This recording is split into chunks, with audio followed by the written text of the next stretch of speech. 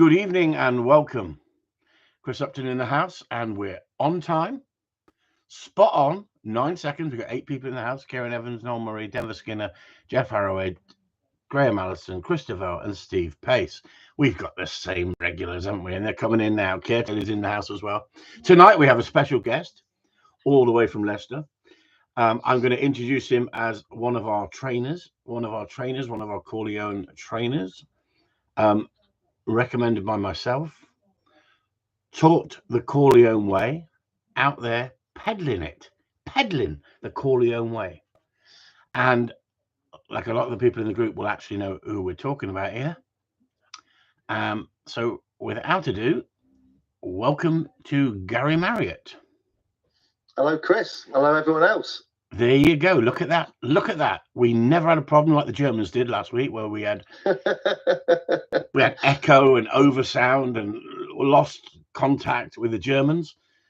We got Gary from Leicestershire, or Leicester. Gary, are you in Leicestershire or Leicester? Yeah, Leicester. Right slap bang in the middle. Right slap bang in the middle of... I was going to say something, but I'm not going to say it.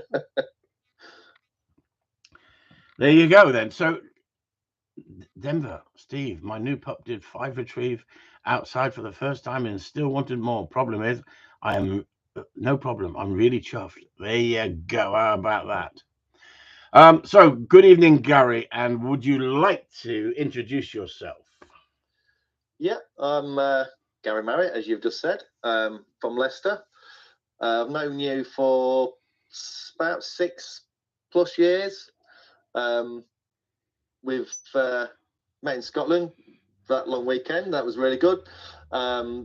First picked up on you when I got... I've had dogs in the past, but I got a Cocker Spaniel. I was looking to get a Cocker Spaniel, looking for information on the internet, came across you on YouTube, really liked what I saw, and it was basically, I want my dog to be that sort of standard. I've had dogs in the past and never got them to the level I wanted them to be, because people are not very forthcoming with information. They'll give you little snippets, but they're never really, well, not the people I was in contact with, they wouldn't really give you the information you needed to get the best out of your dog, and help you move forward. So I've always been into shooting and fishing, country sports. So I came across you, really liked what I saw. The format was, I say simple, it's complex, but it's in a simple format that you can pick up quite easy, and the results speak for themselves. It's there, it was there on YouTube until it all got took down, but I like what I saw, and then got in contact with you, and we went from there, and you guided me and learned so much. The last 6 years, I've learned more in that time than I have in, well, the whole life about dog training and dogs. And I'm not just doing to blow smoke up your arse, it's the truth. That's enabled me to actually go out and then train other people, and I'm really enjoying it. And then other people are seeing the results, and people are like gobsmacked. Some of the results you get are, people are like literally gobsmacked. They're open mouthed with how you can turn things around so quickly, and they've got a dog that's not really engaging, but then the dog is like looking at me, and I've only known that dog for half an hour, maybe an hour, and the dog's like worshipping me because it's gameplay, and the dog's looking at you is like, oh my god, I want to be with you. And the difference with doing it that way than concentrate on the obedience side is, to me, massive. Yeah, huge, absolutely huge.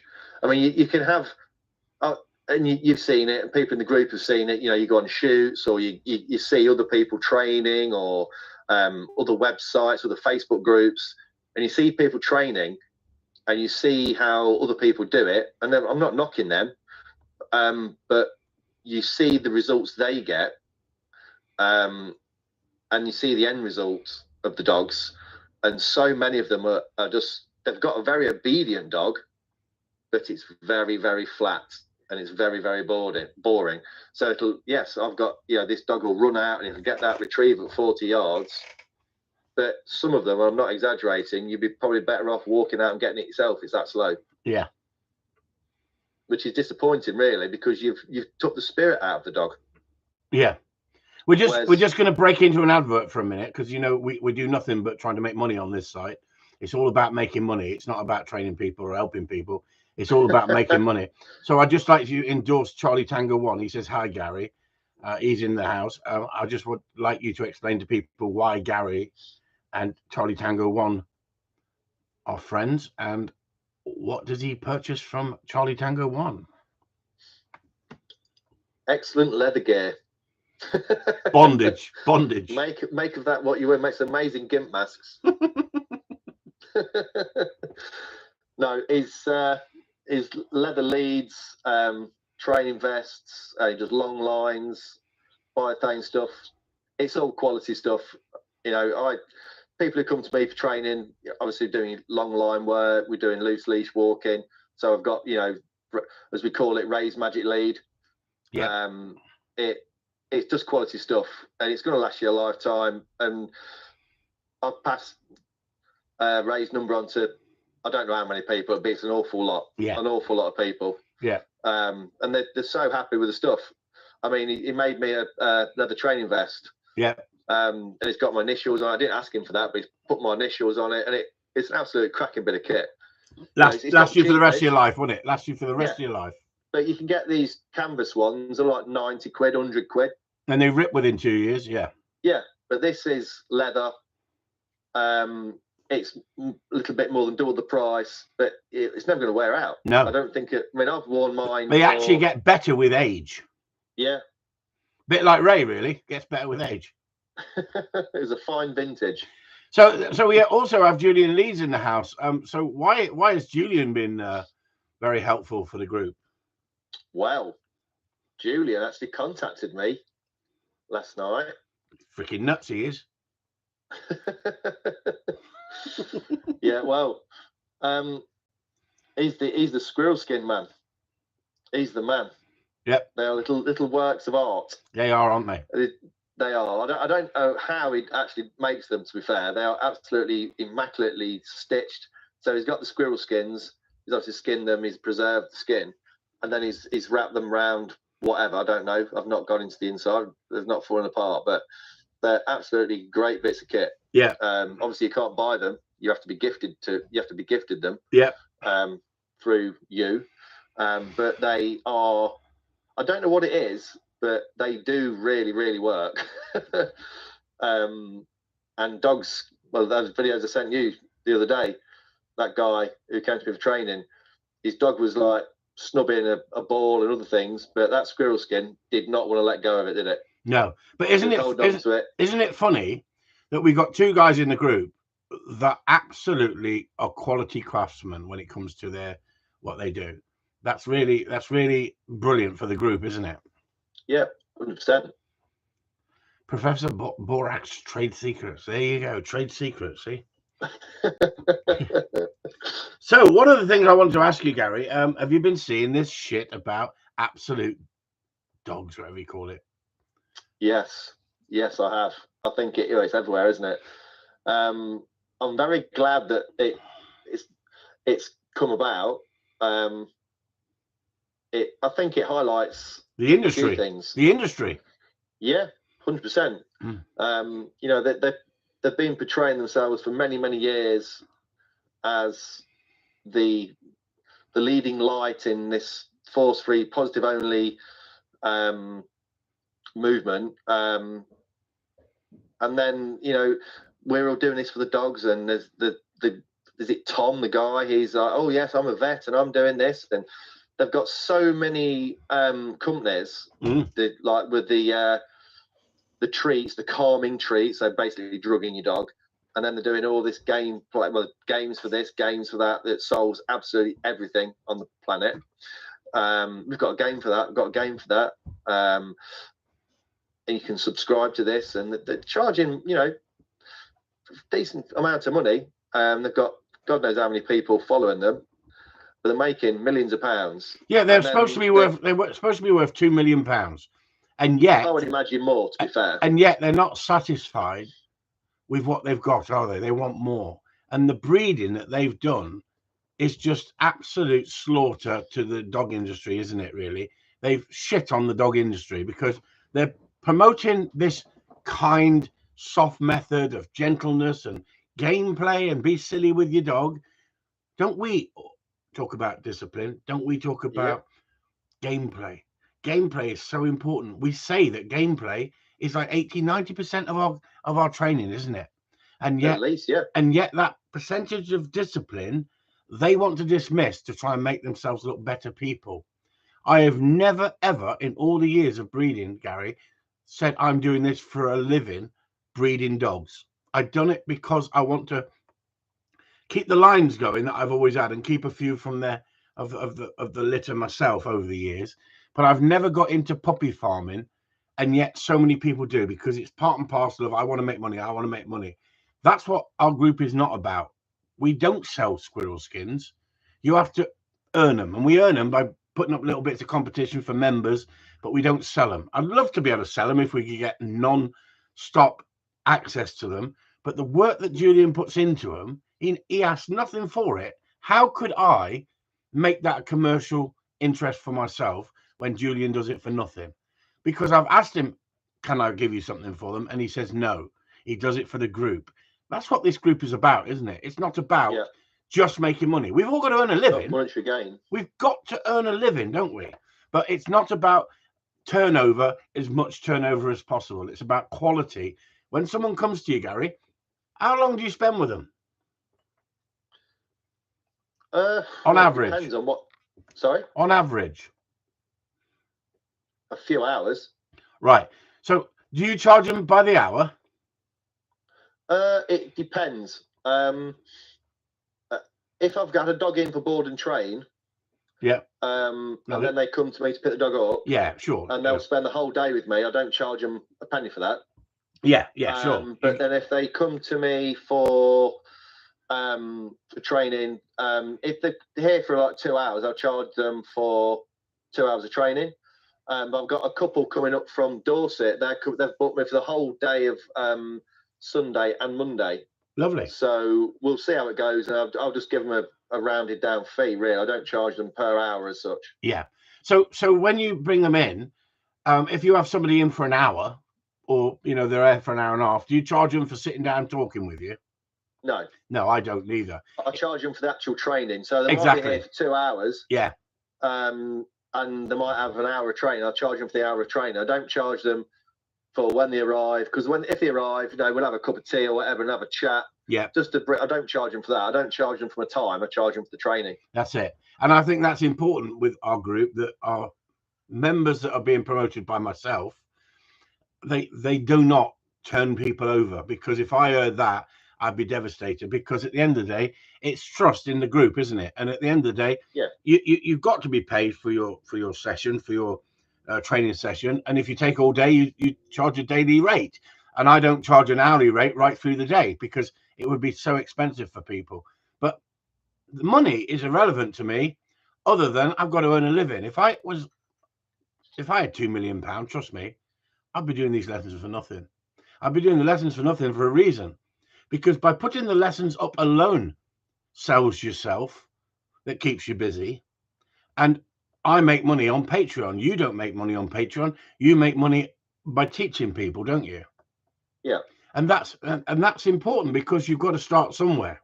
So when you first took on your first customers, were you really confident in your ability, or did you think, I wonder if I can actually read people's dogs and work them out?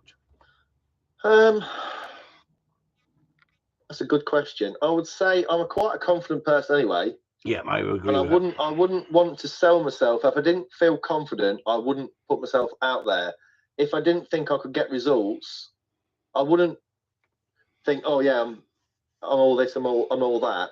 Because I've done a 2-week course doing some online rubbish that some people do. I'm this and that dog trainer. I think I've you know, I've worked with other people, I've listened to the people, I've learned from, you know, not just you, but other people in the group, because it's a very broad span of experience in the group, which I think that's what makes it so strong, because you've got people from, you know, vastly different backgrounds, levels and backgrounds, and the different breeds of dog, different standards of dog. But I think that makes it even better, because you're not just elitist, but you're not just catering for the basic puppy stuff. It's like all the way through. Yeah. That makes it good. So I think, you know, I didn't think that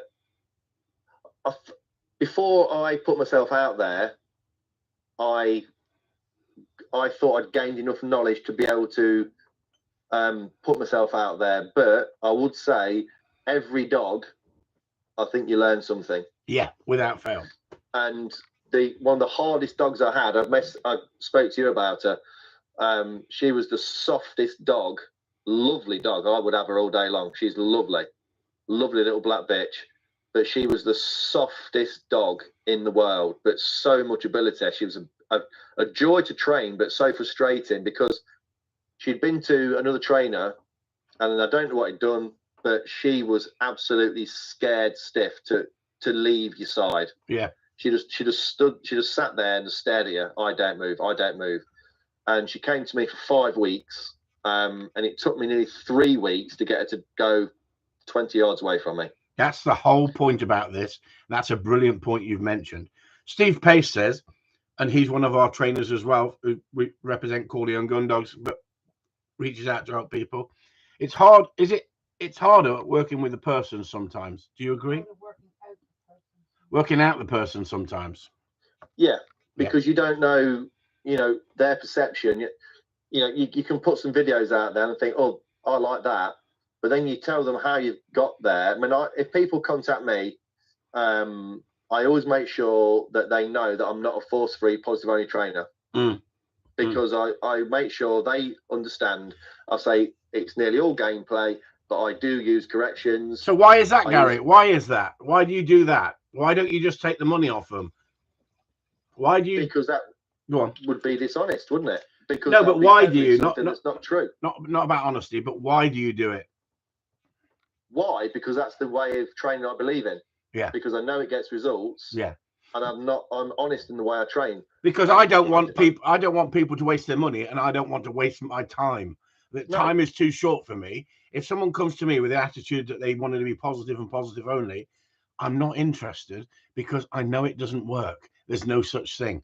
So unless they've got an open mind to a certain extent, I'm not interested in taking money off them people just for the sake of making money. No. But some people are so wrapped up in their dog, and they want it all to be fluffy and this, and you know it's never going to work out. You know that when they speak to you, and you just have to say, well, I'm sorry, I don't think I'm going to be the trainer for you, because I'm not going to be able to give you the results you want in the way you want me to do it. I used to think that Soul was a straight talker. But listen to this. Soft dogs like playing snooker with a length of rope. Can't push, have to pull. He's lost me on that one. He's lost me on that one. I thought he was just a straight talker. He'd say what he felt. Now I'm going to have to analyze that for about 3 days, lie down in my dark room and try and work out. Soft dogs like playing snooker with a length of rope. Can't push, have to pull. I don't know where they come from, these words of wisdom. Christopher says, working with owners is the hardest, and working them out and their capabilities. So true, isn't it? Because when a customer comes to you, you don't go straight in with discipline. You read the dog. You don't associate with the dog by petting the dog and groping the dog like so many people do. You want to remain in neutral to begin with and see the level of standard that they are at with their dog. That tells you so much before you even open your mouth, Gary, doesn't it? Yeah. Do you say to people, give me a short demonstration of what you can do before you start? I do. Well, first of all, you know, I'll get them to come. They come to my house. We'll have a cup of tea, coffee, or whatever, and I'll just say, can you give me a bit of background to your dog? Because I would say probably 70-80% of people who come to me have already been to other trainers and have not got the results they want. So I'll say, sorry, Gary, to interrupt, but what sort of trainers have they been to begin with? Quite a lot of force-free positive only gun dog trainers, but also, other, in some cases, established gun dog trainers. And they've not really got the results they've wanted for varying reasons. And then so I asked them to just tell me what they've done, where they've got, and their expectations, and where they'd like to get to. Yeah. So some people just want gun dog training to tap into what makes the dog tick, really, but they would just want a very well trained pet. There's other people, they want an all round gun dog, so they want something for beating, picking up, or just specifically a beating dog or whatever. But I need to know what they've done beforehand. So you work with not just gun dog people, you work with pet people as well. Yeah. No problem. Yeah. I would say probably 30% of the people at the minute I'm getting are pet people. Right. Steve Pace says, you don't acknowledge the dog until you have seen them working with the owner, then step in and give guidance. I thought that was really good. Christopher, working with owners, I've done that. No, someone says, Karen says, you have to know how much pressure you can put into a person, onto a person. And that's the skill set, Gary, of meeting somebody for the first time, isn't it? Knowing how far you can push them, how critical you can be, or how direct you can be. Are you going to get a better result by being direct, or do you have to sort of beat around the houses a little bit to soften the situation up with them and make them feel relaxed? I'm a bullet agate, as so. I am a bullet agate, and he loves telling everybody, right? He loves mentioning that, I when I used to sell records, Gary, I used to go to London with 2 cases of records, very collectible records, to the very top record stores. My mate used to go with 20 albums in a plastic bag. I used to go with 150 albums. I could take £1,000 off those dealers. And what he used to say to me, I'm not going with you again. I said, why is that? His name was Alan. I said, why is that, Alan? He says, because what I do, he says, I go in with a few albums. He says, I tweak the nipples. And when I go back, they'll always buy off me again. He says, but you go in and sodomize them. You empty the till, because they look at the boxes and go, oh my God, I've never seen such a collection. And they just open because they're collectors, see? So dealing with a collector is like dealing with somebody, a dog lover, who can't control their emotion. A collector wants to sit on his records and polish them and look at the covers and turn them over and masturbate. But a dealer wants to sell it at the right price. And that's the same with dog training, if you think about it. I like customers to come back. They'll only come back if you treat them right. And that's part and parcel of earning a living. But I'm not willing to sell bullshit like a lot of these people out there, like absolute dogs. You know what I mean? No, I can't. I could earn a lot more money if I just did the fluffy crap and pork. I can't do it because I'd be selling my soul. And I do literally cringe. And Lisa, my wife, you've met her, and she's just the same. And you can't. It's cringeworthy. Some of the things that people peddle, it's really, really bad, and they're just exploiting people because people, they love their dogs, and they're this like, oh yes, do this. Don't ever tell your dog off. And then people say, oh, I've got my dog that's resource guard. I've got a dog that's showing me aggression. It's doing this. And it's just absolutely shocking. But these people are ruining dogs. They're ruining owner-dog relationships. And how many Cocker Spaniels, well, Spaniels in general, but, I'm a member of quite a few Cocker Spaniel groups. So many people are rehoming their dogs. Yeah. Because they're saying, oh, yeah, the resource guard, this is showing aggression. And I've piped up and said, well, I've never had a dog that showed me aggression. I've never had a dog that resource guards. I've never had this dog that does this. I've never had a dog that does that, because the rules the boundaries, the structure is put in right from day one. But I have, Gary, but through customers who've been misled. So none of my own dogs, but customers who've been misled will bring a dog here that's resource guarding or doing all those things that people have said, oh, just treat it like you would treat your child. Love it, give it affection. You wouldn't punish your child, would you? I mean, Sol's come back in and he said, it's quite good. Where is it? Soft dogs like playing snooker with a oh no, freaking forget that one. Yeah, not that one. as you can't push it, or it will fold you. Have to tempt them in and encourage them. Now this is a bit of like, but not let them take the piss by acting soft when you have built the relationship and it knows what you're asking for. Soft and silky is tricky. Tell me about it. There's nothing worse than a soft person that you're trying to give some constructive criticism to. And because I come from the north, I think we're a little bit more direct. You to me come across as direct, Gary, but I may be wrong. You may be like Steve Pace. We got Steve Pace as one of our trainers.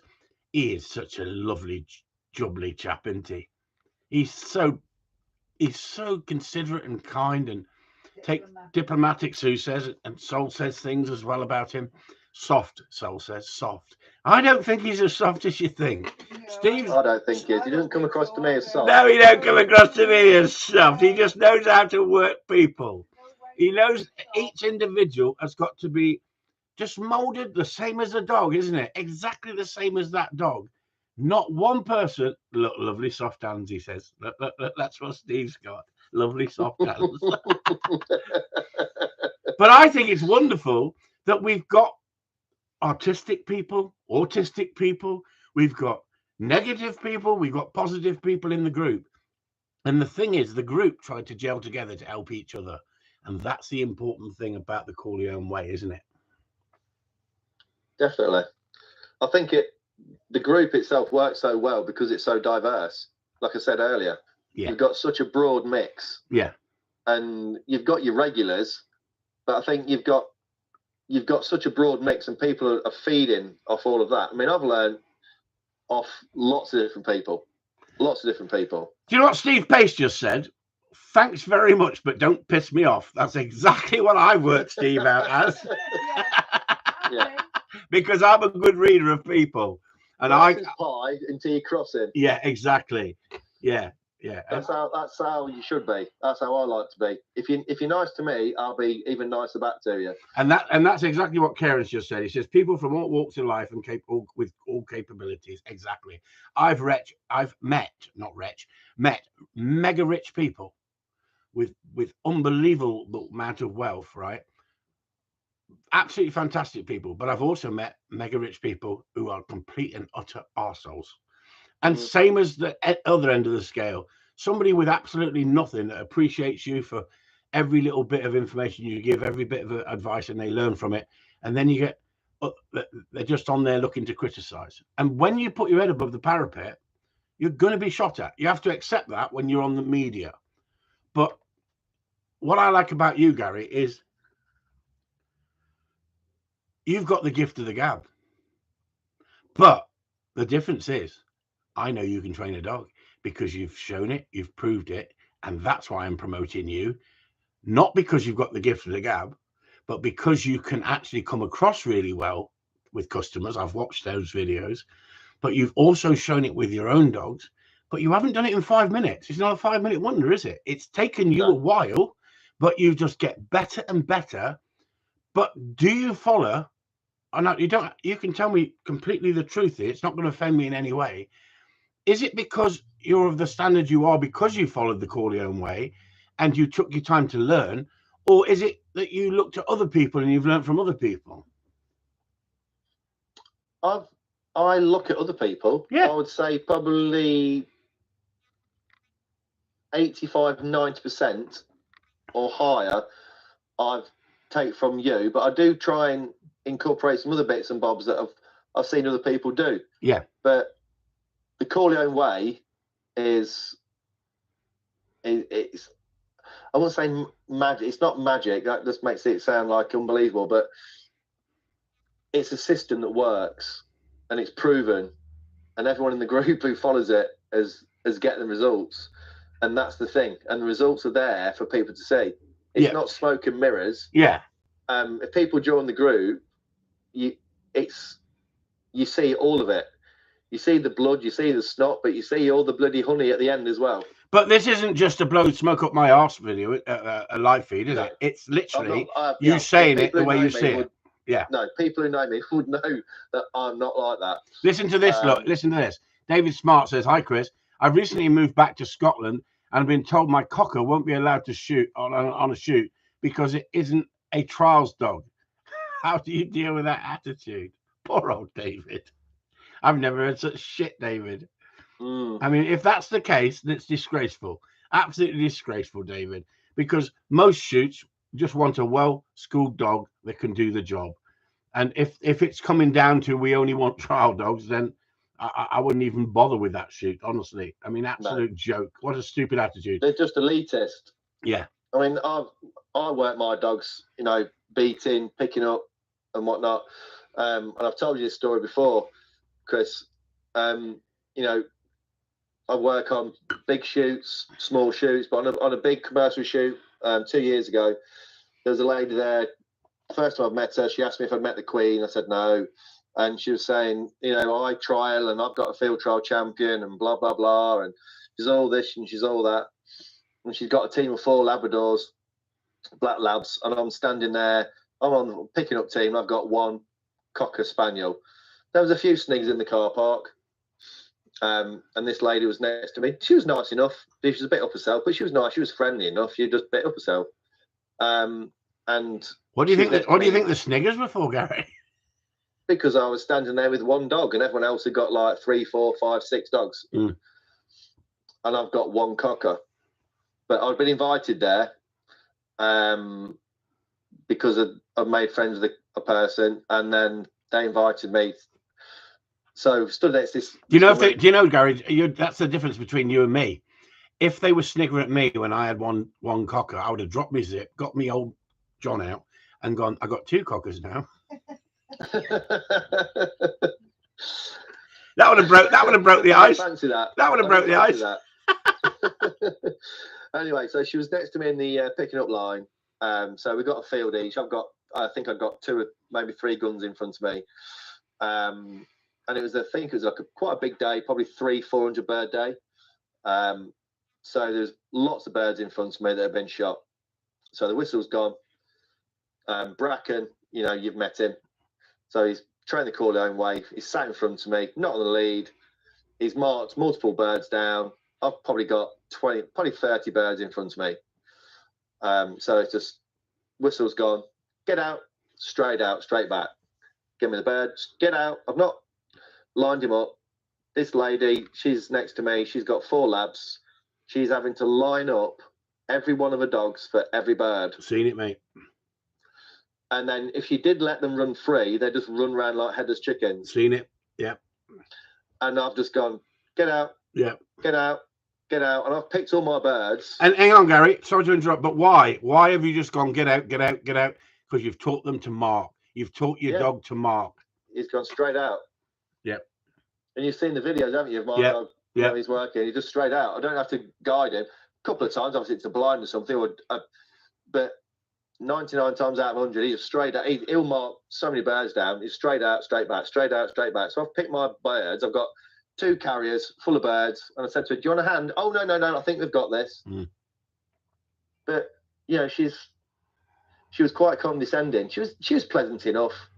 But after, when we've gone back for 11s or lunch, whatever it was, then she wants to talk to me. Yeah. Oh, you know, your dog's doing this. I know. But she's selling herself as a trainer.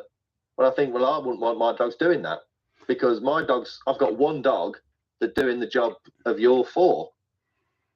Yeah. That shouldn't be, to be honest. Exactly. At that point, that's when I do my zip back up. Just tuck it away. Yeah, I've showed him enough at that point. Give it a shake. Yeah. David Smart, his comment on here.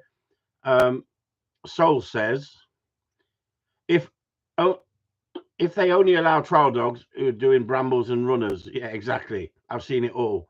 I won't send my dog for that because it's a trial dog. I'm not interested. You're there to work for the day, aren't you? You're there to pick the birds. I've seen it all, honestly. David Smart says, Julian Lees actually mentioned a good thing. David, how do they know your cocker isn't of a higher standard than the trial dogs? Exactly. They have come across. So that's exactly it. How do they know if you've not had an invite and they've seen you there? If your dog is of a poor standard and you not get asked to come back, that's one thing. But David Smart says he's been trained this way. He's been well schooled. He's a good dog. This is the problem with the dog training world out there. When you go picking up, a lot of the shoots have got paid guns, and the guns have got wives or girlfriends or friends who they say, can they come picking up? Some of them people have not got a clue. Unfortunately, in today's society, no one wants to tell them, hang on, you need to put your dog on the lead and go and learn how to train it before you bring it on a shoot and think you can pick up with a dog. Because marking ability of a gun dog is so important. And I'm going to ask you a question now and throw you right under the bus, Gary. How do we get the dogs to mark so well with our training? He's gone quiet, everyone. You broke up. I got. Oh, here we go. Any excuse? I said, how do we get our dogs to mark so well on a shoot with our training? Best thing, tennis ball game. Right, tennis ball game. Carry on then. Why? Tennis ball game because the tennis ball game helps in so many ways. Right. Because you can get the dog, if you get it to go on the verbal, and then you're knocking it over the top of its head, and it's looking up. Whereas most spaniels want to put the heads down, don't they? What I would like you to have just said, and you are more or less saying it in a different way, is we allow the dogs to run in on a regular bet. Let them get to the full, says Steve Pace. Let them get to the full. Yeah. Teaching them to get to the full rather than suppression. But they're sending them out. Yeah. So you're sending it out on the verbal. So it's get out. Yeah. So it's running in. It's already running. It's running in. It's well, basically double running, isn't it?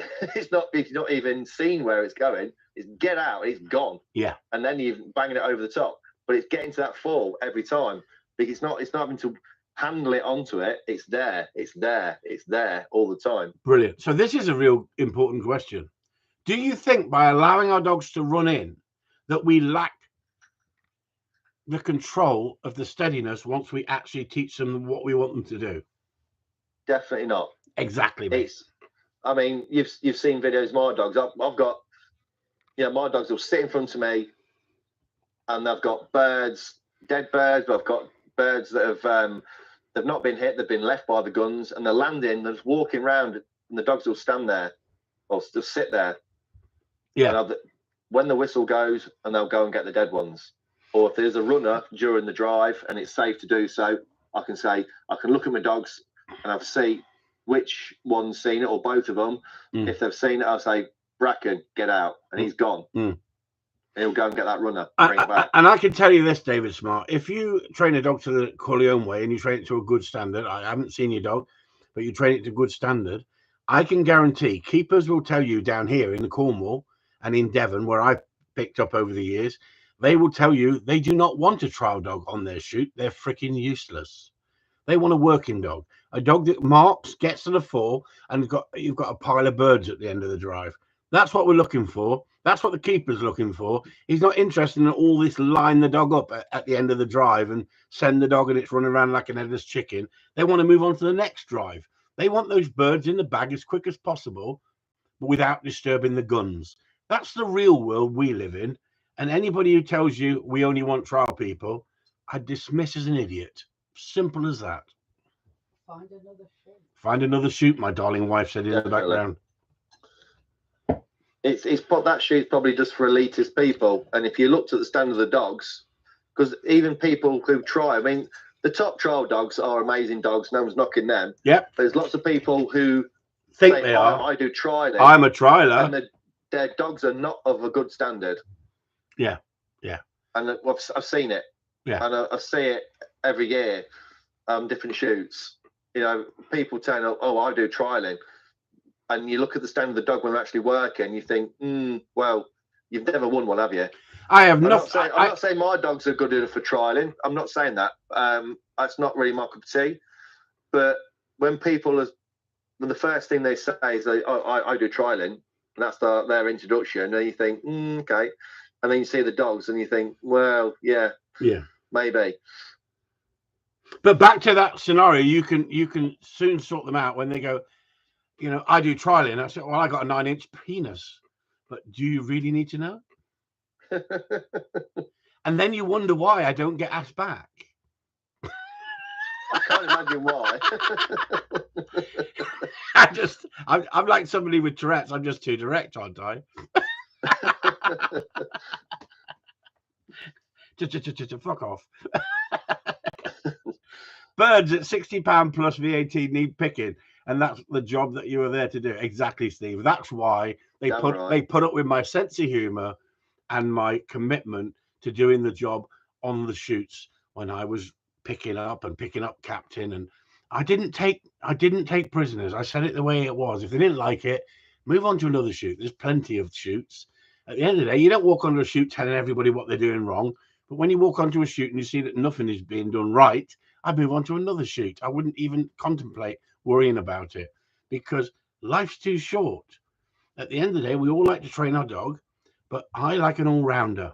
But an all-rounder to me, it can work on a shoot. You can go trialing with it, but you can also go rough shooting with it. That's what it's all about for me. And we got so many people in the group that they just want a little rough shooting dog. They don't want perfection. Then you've got other people wanting to run competition. They want to learn a bit about competition. We've got a mixed bag in our group, and that's the important thing. So says, you see on jobs for pickers up only, interested in folks with 3 to 4 dogs for picking up. Surely 1 to 2 good ones is fine and it's fit. Exactly so, but they don't understand that because there's not many people out there with 1 or 2 decent dogs. Really decent dogs. 1 good one's better than 3 bad ones. Spot on. 1 good one can do the job of 3 crappy dogs. And I guarantee, with the experience that I've had of picking up, you don't stay on shoots for 25 years if you're not doing a good job. It's as simple as that. They don't ask you back week in, week out if you're not doing a good job. You have to do a good job. The problem is it's changing because the standard is dropping. Massively. Because the trial people don't want to put their dog in that situation. I understand to a certain extent, but I think a good dog should be an all-round dog. And then you've got the people with no idea messing up the day for the keeper. And so the keepers are very choosy who they start to have. Steve Pace says, imagine a shoot with 4 Corleone members on if Carlsberg done picking up teams. But I think about the standard of Gundog, Chris, I think it's also that it's been watered down by you've got groups like the Gundog Club. Without fail. And their graded schemes. Yeah. And I know you've heard this story before, and I've told it before on the Corleone chats. I was in charge of a picking up team on a duck shoot early season, September. So it was an evening duck shoot. I was in charge of the picking up team, and a lady turned up, lovely truck, fully fitted out. Opens the back up. She's got certificates in it and rosettes pinned inside. I thought, You're joking. No. So she said, I've done this. My dog's a grade, whatever it was, 4 or whatever. Okay, no problem. Okay. So I said, okay, you come near me then, and well, she's not been there before. So the bird's dropping down and blah, blah, blah. So I said, that bird, it needs picking, it's not dead. Oh, I don't think he'll pick that. I said, well, send your dog. He won't pick it up. So sent my dog, picked it up. So I says, right, you need to dispatch it. Oh, I don't know how to do that. She didn't even have a priest. So I've had to show her how to handle the bird that's not dead, how to dispatch it. Now that to me, if she's got a gun dog, she's been told that she's got a fully trained gun dog. You should be able to work your dog in the field. That's not a fully trained gun dog. If it won't pick a runner, well, it wasn't a runner, but it wasn't dead. It's landed in the long grass, head up. It wouldn't pick it. Sniff round it was a little bit.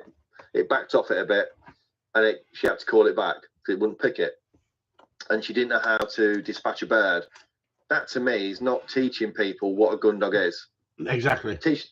You can teach as much as you want on dummies and doing this and doing that, and chucking a few dummies around the field is not going to give you a gun dog. But there's so many people who have set themselves up now that I'm a gun dog trainer, and they've got these graded schemes by these, the Gun Dog Club, and there's a few others. The standard that they're promoting, that's a fully trained gun dog, is not. Finch, my youngest one, is 22 months, I think now.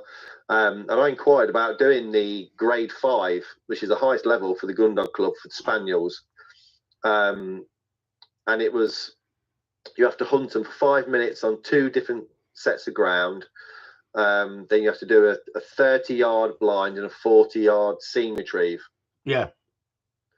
And it cost you 100. You have to do 2 sets of that. It's 170 pounds a session to get grade 5, and that is the highest grade they do. Yeah. At a year old, I reckon he'd have smashed it pretty much, and he's nowhere near. He's 22 months old, and I would say he's nowhere near finished gun dog. Well, just look at that, Gary. There's two binders there, right? And that's my awards that I've achieved. So let's just have a quick flick through, as in awards. It's just absolutely full of hundreds and hundreds of awards of dogs that I've run over the years.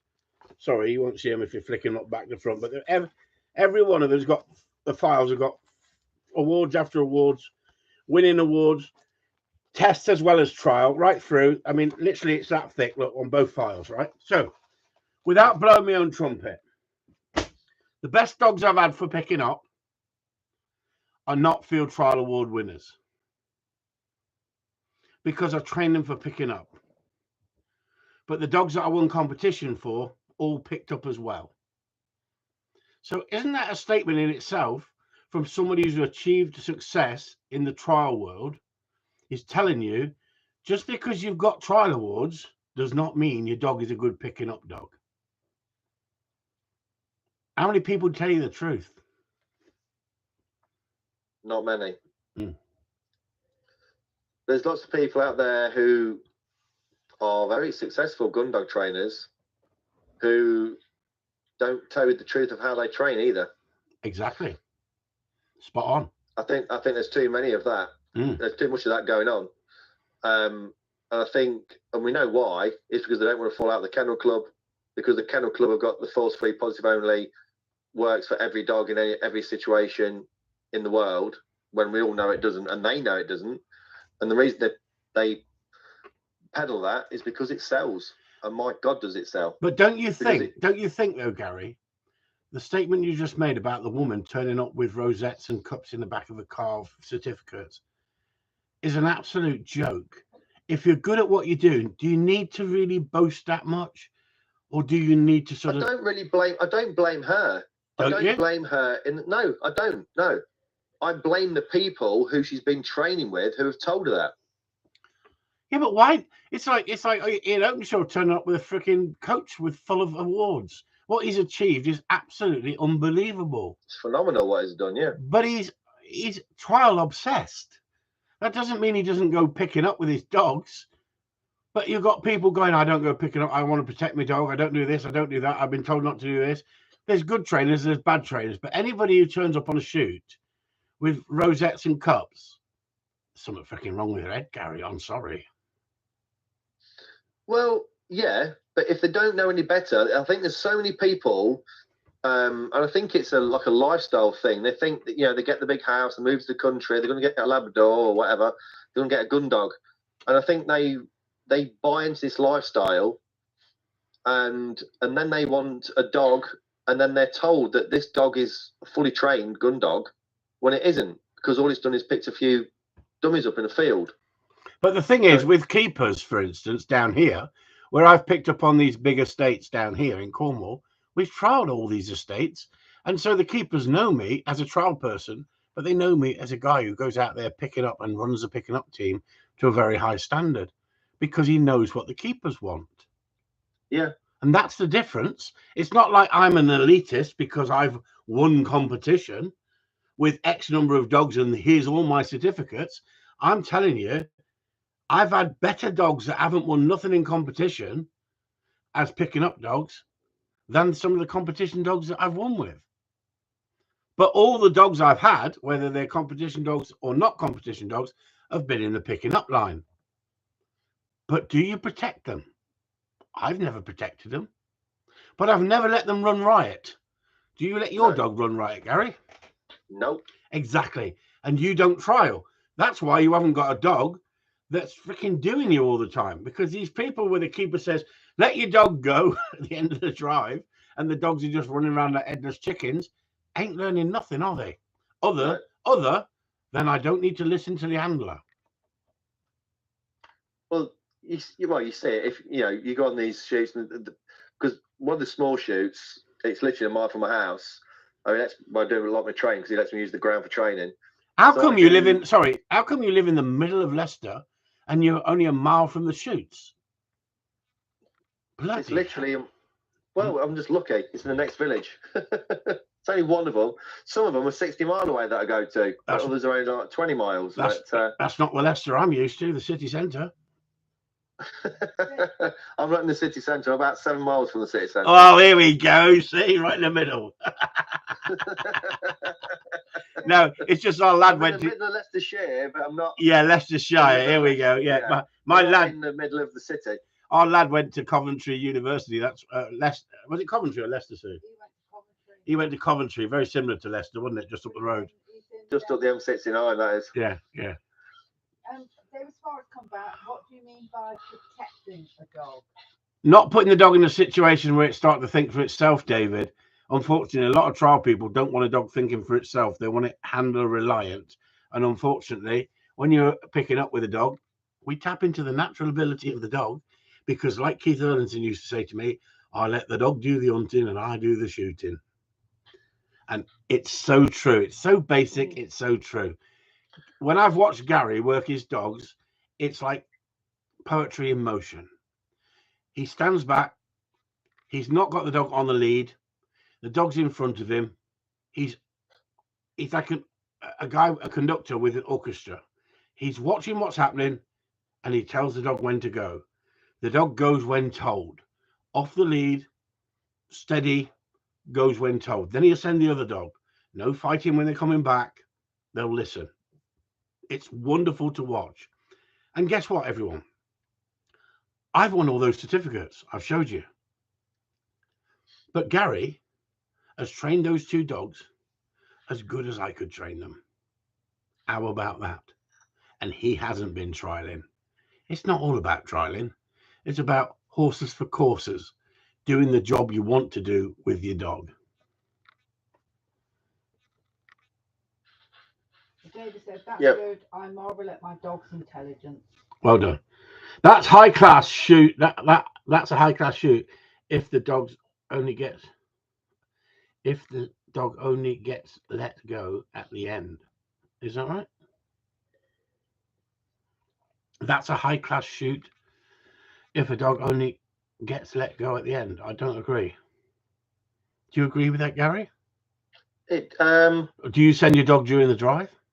If it's safe to do so, it's not going to disturb the guns. And if it's a runner, are you going to send the dog without fail? It depends. If it's running down the line of the guns, then I wouldn't send it, no. But if it was running, it depends on the terrain.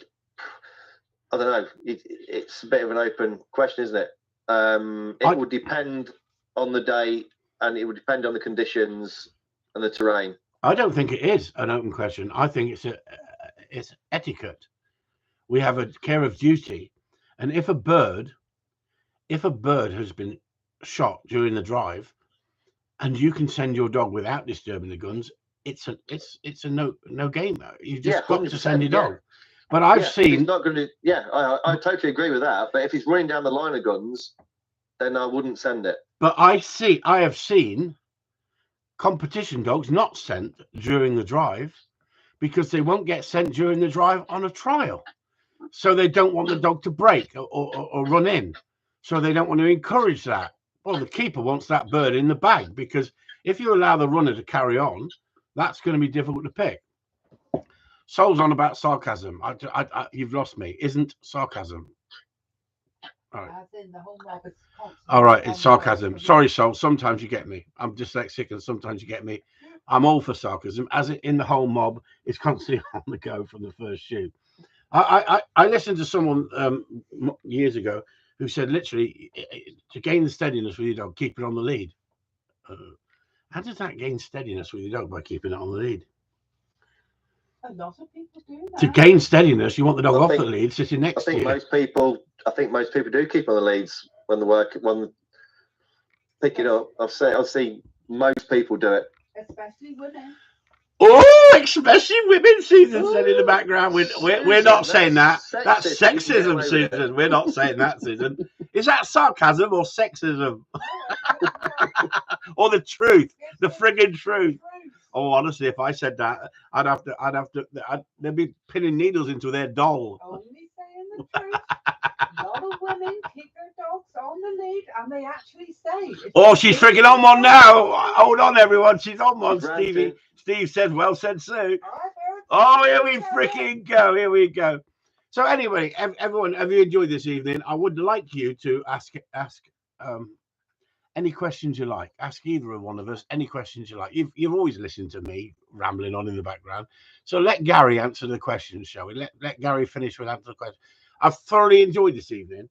Absolutely thoroughly enjoyed it because Gary's given an insight that he sees. It doesn't mean we've got to agree with absolutely everything, but there's so much that we do agree on. So come on, everyone. Ask Gary a question. Let's see if we can catch him out. Won't be hard. No pressure.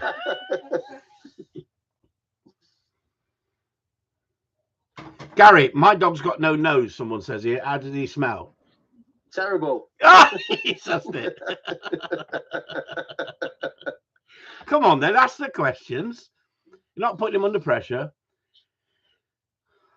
Here, David Smart says, Gary, cure a dog. Hang on, David Smart. Is this why you've not been asked on shoots? Has your dog got hard mouth? Gary, cure a dog for hard mouth. Can you do it, Gary? You can do it. Can you? You can cure a dog. Go on, then. Talk about it because I disagree. Carry on. Well, it depends how bad it is. Some people have got a hard mouth and they've not. Hang on. That wasn't the question. It says, can you cure a dog? Gary, cure a hard dog. Cure a dog of hard mouth. So say it's got hard mouth, Gary. How are you going to cure it? Well, you could do, but it'd be frowned upon. But bit of barbed wire. Nope. Round a dummy. Nope. Put a rabbit skin over the top of it. Nope. You would be frowned on. Don't you think? Nope. I know every trick in the book. There is no way that you can cure. You can prevent it temporary, but I've never met anybody yet who can cure hard mouth. Tie wraps, temporary. Yeah, you can, but that doesn't mean the dog's got hard mouth. He can be a little bit mouthy, but if you've got a dog that's got serious hard mouth, it's generally hard mouth. I believe you can't cure it, but I'm open for anybody to give me some insight. I know every trick in the book that people have said, and I've tried. And if you've got a dog that's skillful at killing birds, ask the Germans. It's absolutely brilliant. Ask the Germans. Halt! Halt! The wraps will make it slightly less, but never get rid of it. There you go, Kieran. Now you're telling the truth. Never get rid of it when the dog works out with no ties on the wraps. Exactly. Yes, export says so. So come on then, keep firing the questions. Come on, fire the questions. That's what he's here for. He's done really well tonight, everyone. I really appreciate the chat tonight, Gary. It's been brilliant. We've literally got 30 seconds if people want to give us any.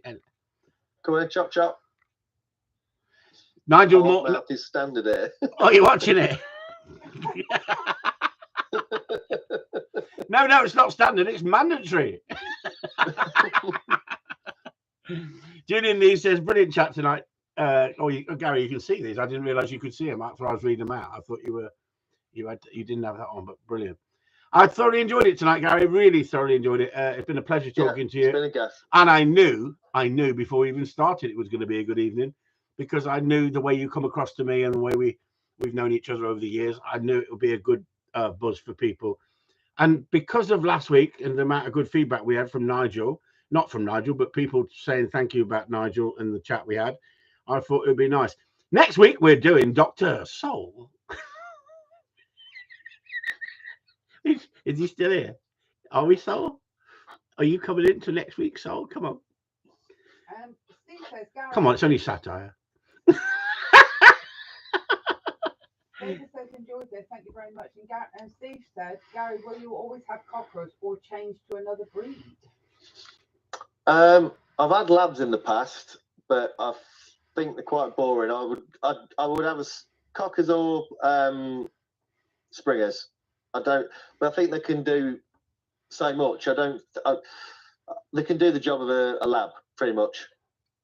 So I think they're more of an all-round dog, and I need and want an all-round dog. So because I beat, a pick up, a rough shoot, a pigeon shoot from hide. So I need a dog to be able to do all of it really, and I think a spaniel gives me that. So we have a question here before you go. Can two people train a dog, e.g., wife and husband? Well, my dogs they respond to Lisa.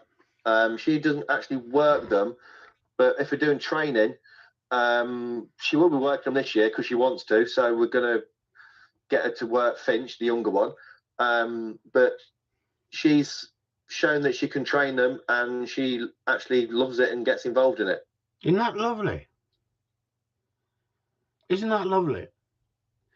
So yeah, they respond to her. She learns. She knows all the whistle commands, and they'll work for her during training. She's not actually worked them in the field yet. But isn't that we're going to move on to? Isn't that just an already known fact that I train a dog for someone, fully train it, as long as they listen to the commands I give them, they can handle the dog.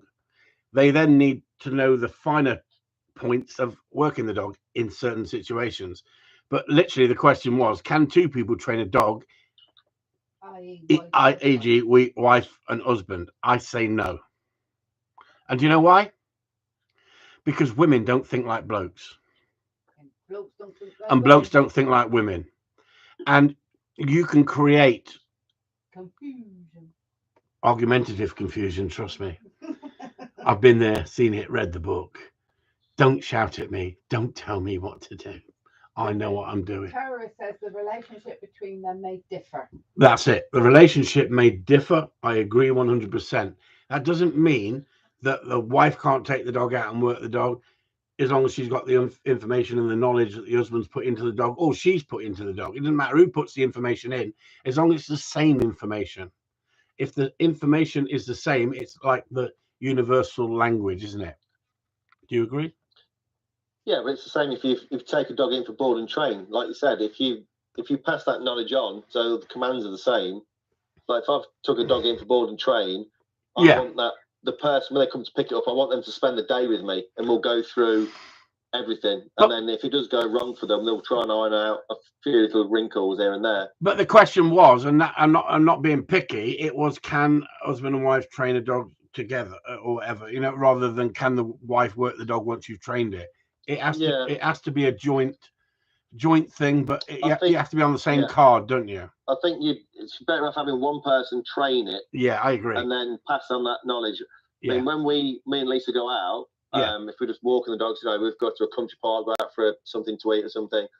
I control the dogs. She doesn't have really any input, but she can take them out on her own, no problem. They'll just listen to her. Exactly. 100%. Yeah, that's it. Because she's following your format, and she's learned from you, and so the format's the same. Yeah. And that's important. That's not having a go. That's just saying that I mean, it can work the other way, can't it? The wife can be the trainer, and the husband can just be the person who interacts with the dogs on the shoot days. But what I'm saying is, you've got to be on the same page together. But trying to train a dog together, but in different ways, can confuse you and confuse the dog. Right. You definitely confuse the dog. Karen says, ask him to read my comments in regard to two people working dogs. Well, crack on then, Sue. As for me, a dog will work out a person and whether or not they can get away with something. My dogs won't take the piss for me, but will play Haley off. They know she's a soft touch. And David come back and said, my dogs will all over wife and daughter. He knows he can get away with it, not sexism. Spot on. Absolutely spot on, both of you. I agree with both of you. The dogs know they can push you. It depends how Gary has conditioned the dogs, and he's conditioned them to a high standard. And then if his missus works them on the same understanding that Gary uses the same commands, then they'll work for the other partner. But I wouldn't say as good. I wouldn't say as good.